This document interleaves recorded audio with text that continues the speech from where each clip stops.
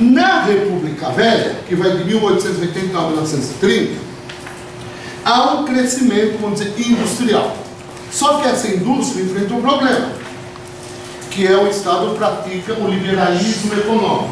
Foi posto ali entre parênteses por quê? Era um liberalismo para a indústria.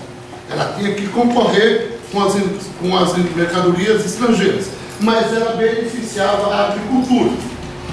E nessas indústrias que vão aparecendo, os trabalhadores têm os mesmos problemas que na primeira Revolução Industrial. Trabalhava-se de 12 a 14 horas, trabalhava sábado, domingo, né? Não havia nenhum tipo de proteção social, seguro-desemprego, descanso semanal remunerado, isso não existia.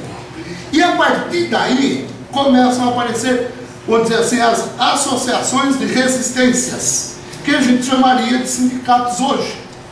E esse período ele vai caracterizar principalmente pelo esses sindicatos dessa primeira fase, eles serão dominados pelos anarquistas, né? Porque os anarquistas, muitos desses anarquistas, foram mandados para o Brasil, principalmente espanhóis e italianos.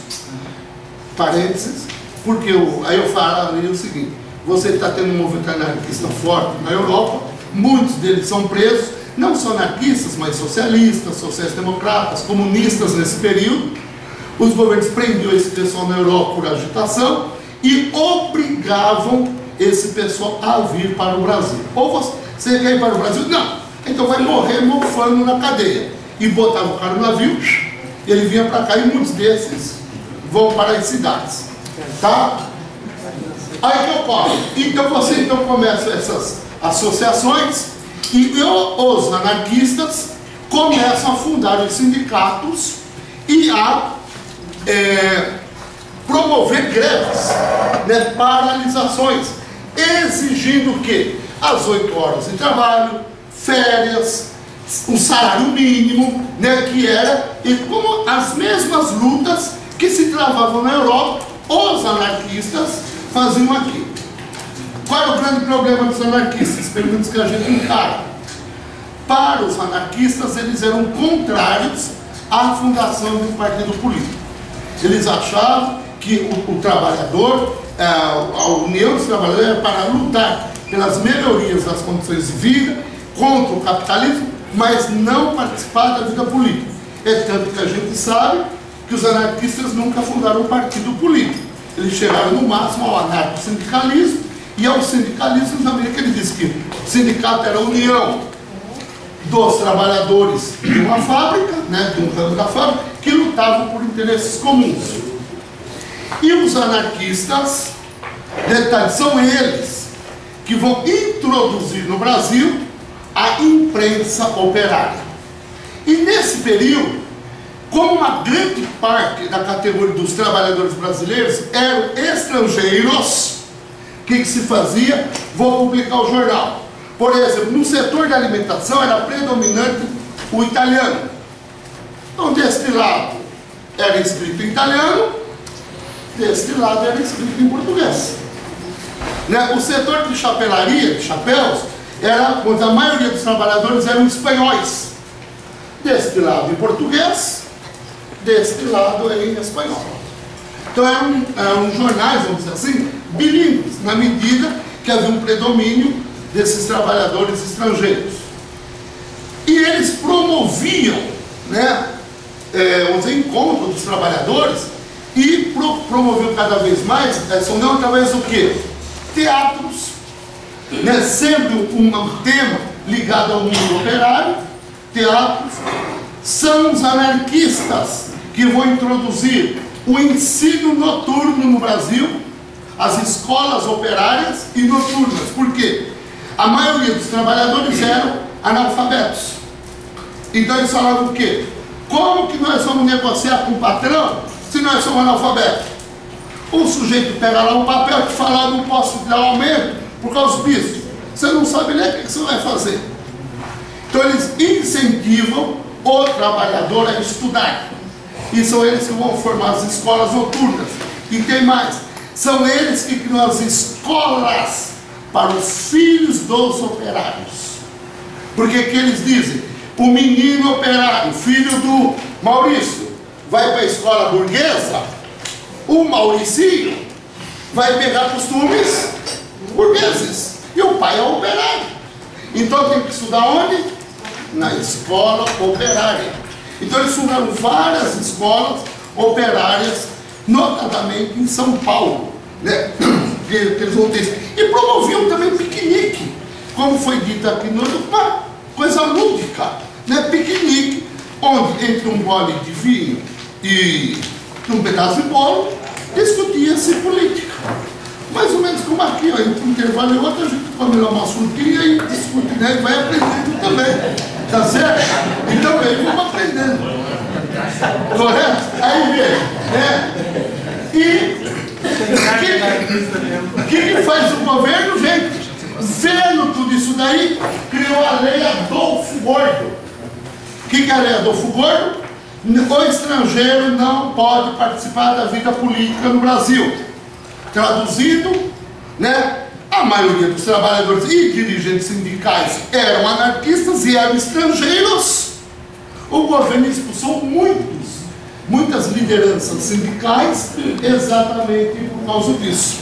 Agora, muitas vezes não mandava o cara para a Europa não, viu, gente?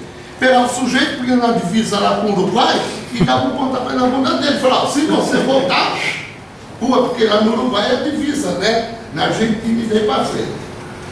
E você tem o primeiro congresso operário, o COP, onde vão participar 30 associações, cria-se o jornal A Voz do Trabalhador, e uma coisa, o incentivo às comemorações do 1º de maio, porque no Brasil não se comemorava o 1º de maio, então eles vão incentivar, e começa a luta pela jornada das 8 horas.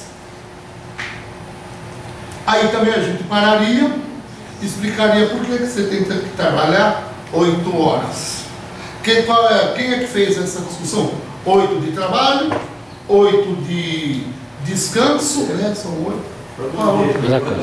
E 8 de lazer, né? Aí a gente faria uma discussão sobre isso.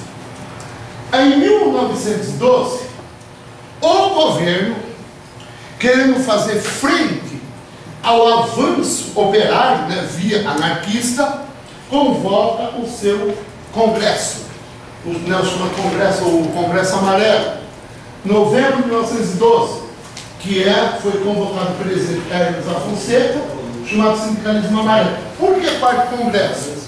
Porque entre de 1906 a 1912, a gente teve outros, teve um socialista de 1892, um de 1906 e um de 1908. Então o governo falou que esse era um quarto congresso. Só que foi feito o quê? Pelo pessoal ligado ao governo, o governo que convocou.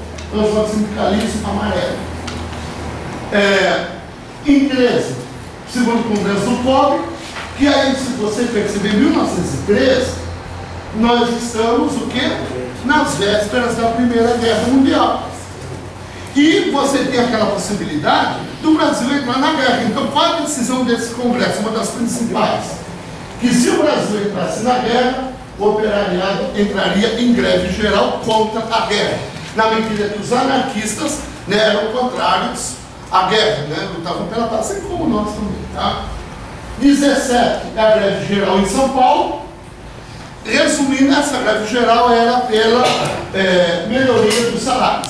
Porque, como a gente disse anteriormente, não havia nenhuma regulamentação a respeito da jornada de trabalho, do descanso, não havia nenhuma proteção social, né? Então eles fazem a greve. E a situação de penúria mesmo que vivia, né, os trabalhadores nesse período.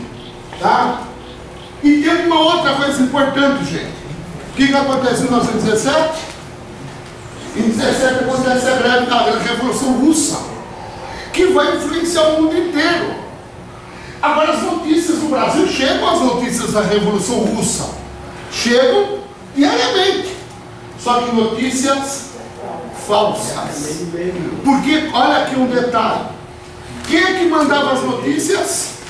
As agências internacionais da Europa ou dos Estados Unidos, que mandavam notícias falsas, e isso era, né, vamos dizer, distribuído e era veiculado pela imprensa brasileira, e que aproveitava e espalhava boato, também tudo isso, tá? Em 1920 é o terceiro congresso, é a solidariedade à terceira internacional, né, que você vai ter aí. Em 22 é a criação do Partido Comunista Brasileiro, né, março de 22. O Partido Comunista Brasileiro. Olha, eu falei no grupo,